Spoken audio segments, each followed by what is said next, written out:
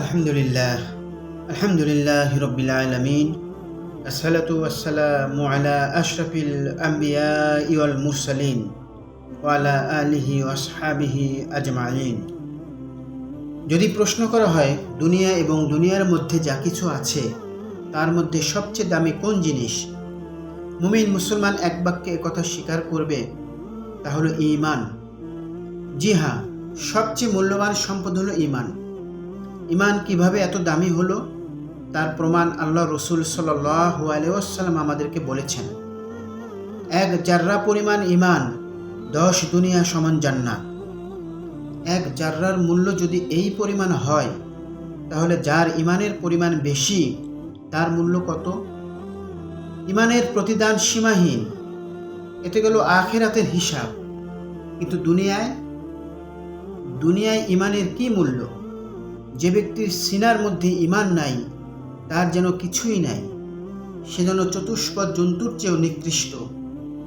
মহান আল্লাহর কাছে তার কোনোই মর্যাদা নেই। সে নিঃস্ব, সহায়, সম্বলহীন এক খড়কুটার চেয়েও বেদামি। থাকুক তার লাবণ্যময় চেহারা, অর্থ সম্পদ, বৈভব আর দুনিয়াবি খ্যাতি, ক্ষমতা আর সম্মান, কিছুই যায় আসে না। সে তো চূড়ান্ত ক্ষতিগ্রস্ত।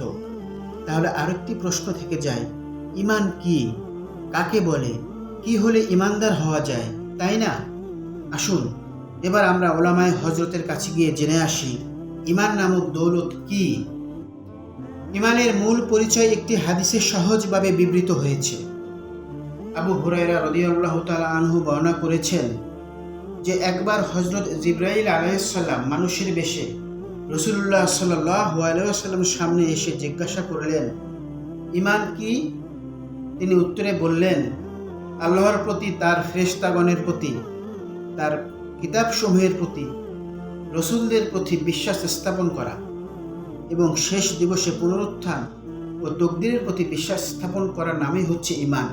বুখারী শরীফের হাদিস। কোরআন ও হাদিসের আলোকে হযরতে উলামায়ে কেরাম ঈমানের অনেক সংজ্ঞা দিয়েছেন। সেগুলোর মধ্যে ঈমানের আরও একটি পরিচয় হলো কলেমা লা ইলাহা ইল্লাল্লাহু মুহাম্মাদুর রাসূলুল্লাহ।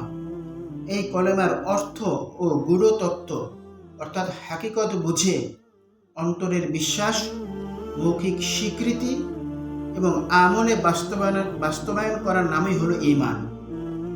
এখন কলেমা লা ইলাহা ইল্লাল্লাহু মুহাম্মাদুর রাসূলুল্লাহ এর অর্থই বা কি, আর এর গূঢ় তত্ত্ব বা হাকিকতই বা কি, এটা বুঝে আসা দরকার। লা ইলাহা ইল্লাল্লাহু মুহাম্মাদুর রাসূলুল্লাহর শাব্দিক অর্থ আল্লাহ ছাড়া কোনো উপাস্য নাই, অর্থাৎ সকল ইবাদত শুধুমাত্র আল্লাহর জন্য এবং তিনি ইবাদত পাওয়ার একমাত্র সত্তা, আর কেউ বা কিছু নয়, এবং হযরত মুহাম্মদ সাল্লাল্লাহু আলাইহি ওয়াসাল্লাম তার বান্দা ও প্রেরিত রাসূল। আর এই কলেমার আসল হাকিকত হলো আমরা আমাদের চোখ দিয়ে যা কিছু দেখতেছি অথবা অনেক কিছু দেখতে পাচ্ছি না, আল্লাহ পাক ছাড়া সবই মাখলুক বা আল্লাহর সৃষ্টি। এই সৃষ্টির কোনোই ক্ষমতা নাই, না ভালো করার ক্ষমতা আর না মন্দ থেকে হেফাজত করার ক্ষমতা। সকল ক্ষমতার একমাত্র মালিক আল্লাহ সুবহানাহু ওয়া তাআলা।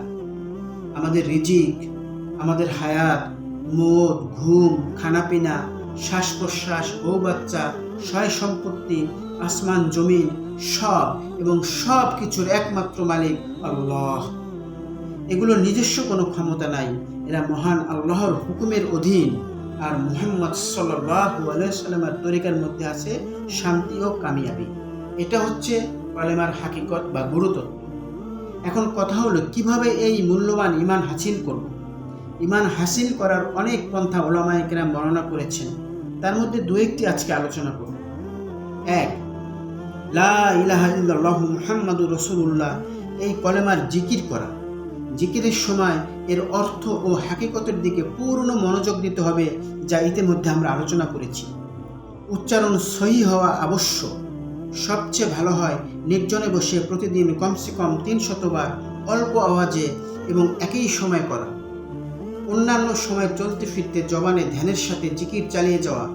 এভাবে কিছুদিন করে দেখুন কিভাবে অন্তরে ঈমানের নূর ক্রমশ পয়দা হতে থাকে আর নিজের মন ও শরীর কতই না ভালো লাগতে শুরু করে। 2. নির্জনে কিছু সময় চিন্তা ভাবনা করা। এই সূর্যটাকে সরিয়ে নিয়ে নিকষ অন্ধকার এনে দিল? এই রাত কে এনে দিল? আবার কেই বা এই সকালকে এনে দিল? সূর্যকে উঠিয়ে দিল? এই ধরাকে আলোকিত করে দিল? কে কে সেই জন? এত বড় বিশাল আসমান বানিয়ে শূন্যে ধরে রেখেছেন। কোনো খুঁটি নেই, কোটি কোটি বছর যাবৎ রঙের কোনো পরিবর্তন নেই। এই জমিন, তার মধ্যে কত বড় বড় পাহাড়, সমুদ্র। কে কে বানালো এই সব? অর্থাৎ আসমান ও জমিন সৃষ্টির মধ্যে চিন্তা ভাবনা করা। এটাকে ধ্যান বা মোরাকাবা বলে। প্রতিদিন নির্জনে বসে কিছু সময় হোক, সেটা 5 থেকে 10 মিনিট, কিন্তু নিয়মিত করা চাই। এভাবে বর্ণিত আমল দুটি একটানা কমসে কম 40 দিন করে দেখুন, আপনার ইমানের কি শক্তি তৈরি হয়, আমল কত সুন্দর হয়, জীবন কত সাজানো হয়। মনে রাখি, সব পেরেশানি, ব্যর্থতা, পরাজয়, অশান্তির মূল কারণ আজ মুসলমান তার ইমান থেকে হটে গিয়েছে। ইমান বানাই, ইমান পাকাই, ইমানকে নিয়ে কবরে যাই। আমিন ইয়া রব্বাল আলামিন।